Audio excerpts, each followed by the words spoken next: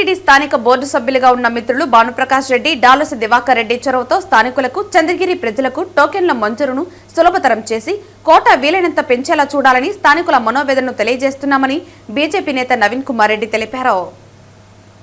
TTD గత చేదు అనుభవాలను దృష్టిలో ఉంచుకుని భక్తులకు వైకుంఠ ద్వార దర్శనం కేటాయించే పద్ధతుల్లో నూతన వరవడిని తీసుకువచ్చినందుకు టీటీడీ ధర్మకర్తల మండలికి ఉన్నత అధికారులకు అభినందనలు తెలియజేశారు. వైకుంఠ ఏకాదశి, ద్వాదశి నాడు వీఐపీ శ్రీవాణి దర్శనాలను తగ్గించి సామాన్య భక్తులు నమోదు చేసుకున్న తేదీ సమయం లక్కీ డిప్ ద్వారా డ్రాలో వచ్చిన వారికి టికెట్లు జారీ చేయడం మంచి పరిణామమన్నారు. గతంలో ప్రతి సంవత్సరం స్థానికులకు వైకుంఠ ద్వార దర్శనం టికెట్లు కేటాయించడంలో ప్రాధాన్యత ఇస్తూ వచ్చారు. అందులో స్థానికతకు ఆధారంగా వారు నివసిస్తున్నట్లు ఆధార్ కార్డు ద్వారా దర్శనం టోకెన్లు జారీ చేయడం జరిగింది. కానీ ప్రస్తుతం ఆన్లైన్లో నమోదు చేసుకోవాలని వారిలో చివరి 3 రోజులు అనగా జనవరి 6, 7, 8వ తేదీలలో లక్కీ డిప్ ద్వారా కేటాయించే విధంగా నిర్ణయం తీసుకున్నట్లు వార్తలు వస్తున్నాయి. దీనివల్ల వచ్చే కొన్ని ఇబ్బందులను టీటీడీ పెద్దల దృష్టికి తీసుకొస్తున్నామన్నారు. తిరుపతి స్థానికుడిని ఎలా గుర్తిస్తారని, తిరుపతిలో స్థానికులమని కొన్ని bogus computer centres, travel agents ద్వారా నకిలీ ఆధార్ కార్డులు సృష్టించుకుని అప్లై చేస్తే వారిని టీటీడీ ఎలా గుర్తిస్తుందని ప్రశ్నించారు.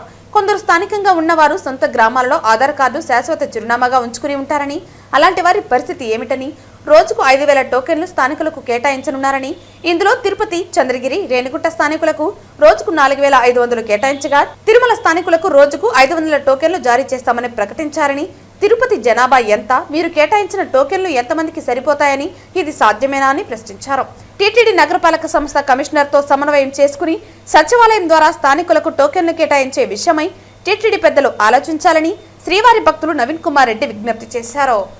నేను టీటీడీ ధర్మకర్తల మండలిని స్థానికంగా ఉన్నటువంటి బోర్డు సభ్యులు మిత్రులు భానుప్రకాష్ రెడ్డి గారికి స్థానిక ప్రజలు ఆవేదనను తెలియజేస్తున్నానండి. దయచేసి మీరు స్థానికులకి డిప్ సిస్టంలో, ఆన్లైన్ సిస్టంలో అప్లై చేసుకోండి అని చెప్తున్నారు. ప్రజలకు ఎవరికి అర్థం కాలేదు, గందరగోళంలో ఉన్నారు. అసలు స్థానికులకి మీరు ఇటీవల ప్రకటన చేశారు అధికారులు, మొత్తం 5,000 టికెట్లు మేము విడుదల చేస్తున్నామని. అందులో 500 తిరుమలలో ఉన్నటువంటి స్థానికులకి, మిగిలిన 4,500లో రేణిగుంట, చంద్రగిరి, తిరుపతికి కలిపి 4,500 టికెట్లు రోజుకి అన్నారు. అంటే ఉతారుగా 1,500 టికెట్లు రోజుకి ఇస్తున్నారండి. తిరుపతి జనాభా సుమారు 2.5 లక్షల మంది ఉండగా మీరు 1,500 మందికి టోకన్లు ఇస్తామని చెప్తే చాలామందికి చాలా బాధ కలుగుతోంది. అసలు వైకుంఠ ఏకాదశి, ద్వాదశి అంటేనే లోకల్ ఫెస్టివల్గా భావిస్తారండి. స్థానికులంతా కూడా స్వామివారిని దర్శించుకోవాలనుకుంటారు. కాబట్టి ఈ డిప్ సిస్టమ్ ఇలాంటివి లేకుండా నేను ఒక సలహా ఇస్తున్న టీటీడీకి, దయచేసి మీరు నగరపాలక సంస్థ కమిషనర్ గారితో మాట్లాడి తిరుపతిలో ఉన్నటువంటి 50 డివిజన్లలో ఈరోజు సచివాలయాలు ఉన్నాయి. సచివాలయాల్లో సచివాలయ సిబ్బంది ఉన్నారు. అక్కడ ఎవరైతే ఆ వార్డులో ఉంటారో వాళ్ళ ఆధార్ కార్డులన్నీ కూడా మ్యాపింగ్ చేస్తున్నారు. కాబట్టి బయట వ్యక్తులు ఎవరు కూడా వచ్చి ఆ వార్డులో తీసుకునేదానికి ఆస్కారం లేదు టోకన్లు.